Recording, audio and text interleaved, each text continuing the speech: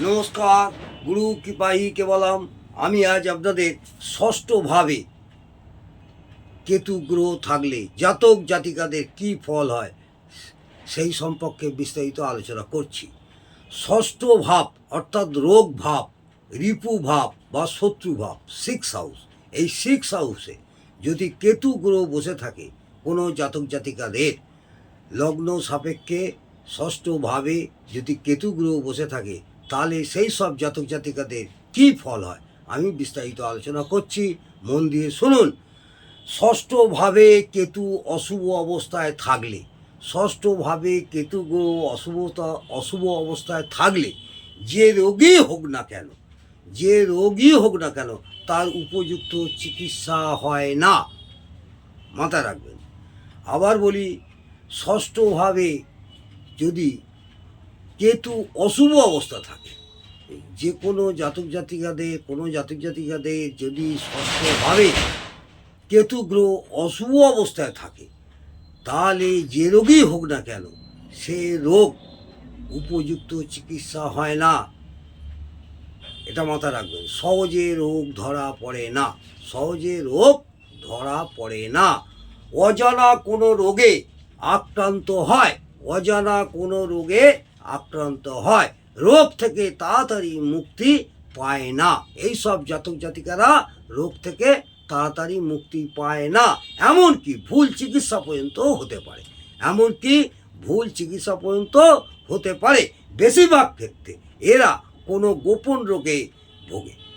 এই সব জাতক জাতিকারা বেশিরভাগ ক্ষেত্রে গোপন রোগে ভরে, কারণ ষষ্ঠ ভাব থেকে আমরা রোগ বিচার করা হয়। ও কেতু হলো যে রোগ সহজে ধরা যায় না, কেতু গ্রহ হলো যে রোগ, মনে রাখবেন, কেতু হলো যে রোগ সহজে ধরা যায় না তার কারক গ্রহ, এটা মাথায় রাখবেন।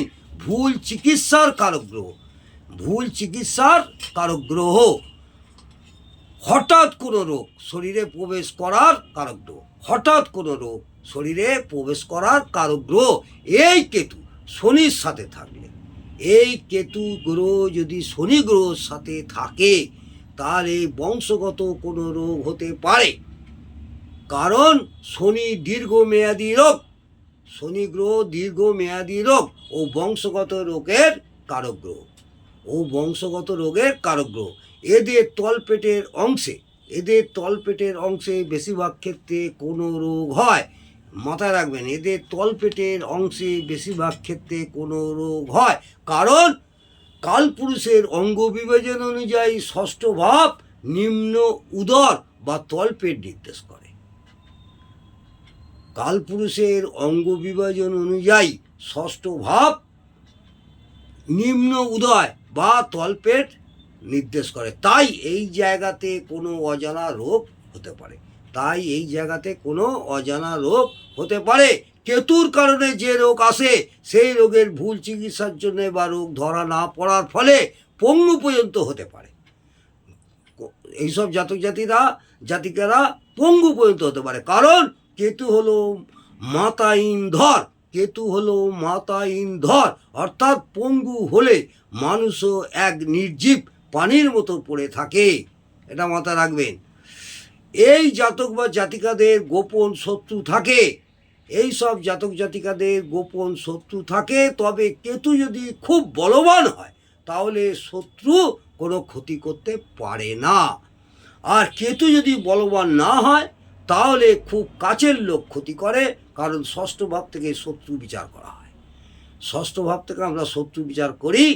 সেই জন্যে ষষ্ঠ ভাব যদি খুব ভালো অবস্থা থাকে, বলবান হয়, তাহলে অনেকটাই শত্রুর হাত থেকে নিস্তার পাওয়া যায়। আর যদি খুব বলবান না হয় তাহলে খুব কাছের লোকেরা এদের ক্ষতি করবে, কারণ ষষ্ঠ ভাব থেকে শত্রু বিচার করা হয়, এটা মাথায় রাখবেন। ও কেতু ষড়যন্ত্রের কারক গ্রহ, গুপ্ত ষড়যন্ত্রের কারক গ্রহ।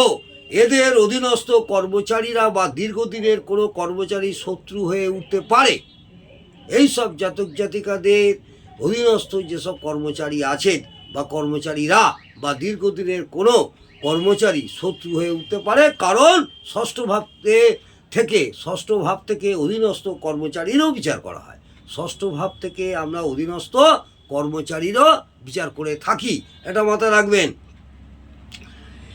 যদি কেতু বলহীন অবস্থায় থাকে, যদি কেতু বলহীন অবস্থায় থাকে, তাহলে মামার বাড়ির সাথে বা মামাদের সাথে সম্পর্ক ভালো থাকে না, বা মামাদের সাথে শত্রুতায় জড়িয়ে পড়তে পারে। কারণ ষষ্ঠ ভাব থেকে মামার বাড়িরও বিচার করা হয়, ষষ্ঠ ভাব থেকে মামার বাড়িরও বিচার করা হয়। ও কেতু গোপন শত্রুতার কারক, কেতু হচ্ছে গোপন শত্রুতার কারক, এটা মাথায় রাখবেন। চাকুরির জায়গাতে এদের গোপন শত্রু থাকতে পারে, কর্মক্ষেত্রে বা চাকুরির জায়গাতে এদের গোপন শত্রু থাকতে পারে, কারণ ষষ্ঠ ভাব থেকে চাকরিও বিচার করা হয় ও কেতু গোপন শত্রুতার কারক।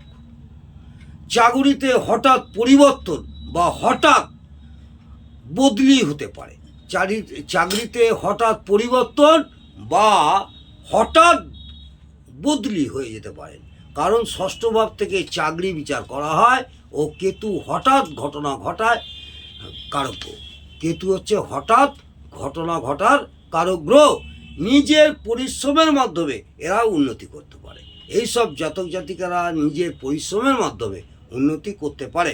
হঠাৎ বিবাহিত জীবনে কোনো অশান্তি ঢুকতে পারে, এইসব জাতক জাতিকাদের হঠাৎ বিবাহিত জীবনে, দাম্পত্য জীবনে কোনো অশান্তি ঢুকতে পারে, কারণ সপ্তম ভাব থেকে বিবাহের বিচার করা হয়।